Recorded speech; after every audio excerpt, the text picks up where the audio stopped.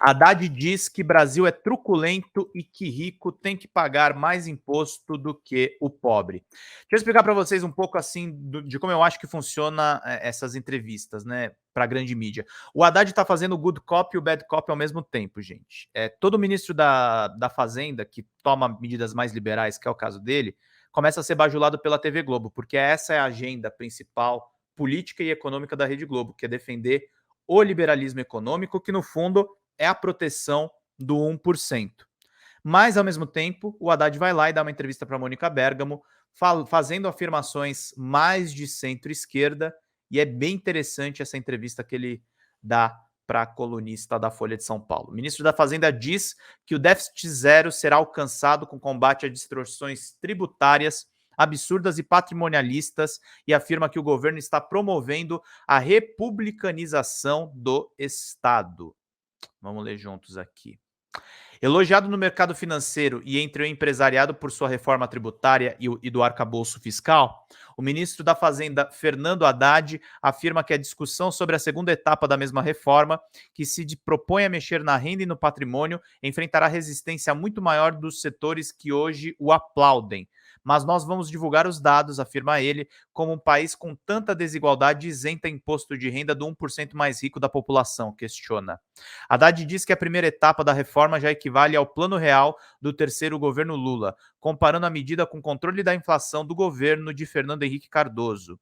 Mas admite que o desafio fiscal é grande. O próprio Tesouro Nacional vê a necessidade de arrecadação extra de 162,4 bilhões de reais para que o governo cumpra um dos seus maiores compromissos, o de zerar o déficit público em 2024.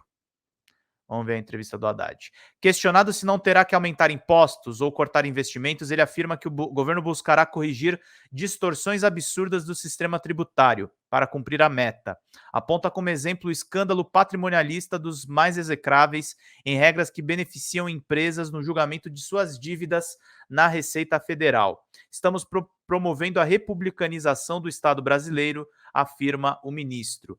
Ele diz ainda que a taxação de distribuição de lucros e dividendos, que pode atingir a classe média, será discutida com cautela e reafirma que o Banco Central tem dificultado o crescimento do país ao manter as taxas de juros em patamares altos. Mas ele um dia acorda. Leia abaixo os principais trechos da entrevista. Vamos ver juntos aqui. Classe dominante. Uma pesquisa recente da Quest mostrou que sua avaliação positiva, que era de 10%, saltou para 65% entre agentes do mercado financeiro. O senhor sempre foi um crítico contundente da elite econômica brasileira, definindo-a como Casagrande e dizendo que ela é Bolsonaro. Quem mudou? O senhor ou eles?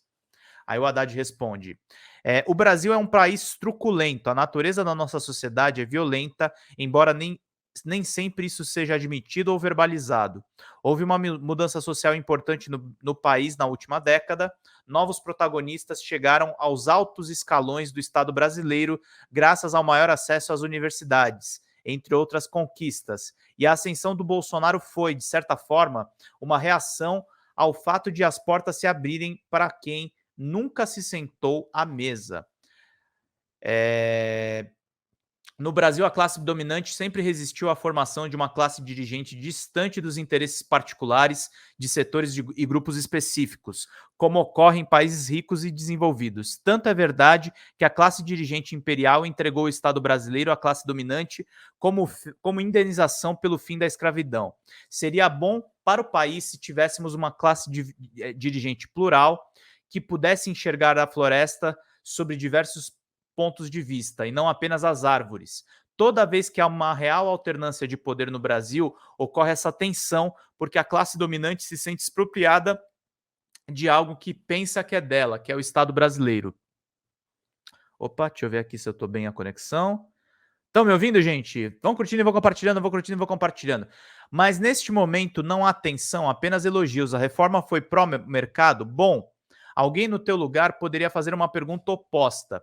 Houve aumento real do salário mínimo, correção da tabela do imposto de renda, aumento das bolsas de mestrado e doutorado, volta do Minha Casa Minha Vida. Será que você não está recuperando muito rapidamente os programas sociais do governo Lula?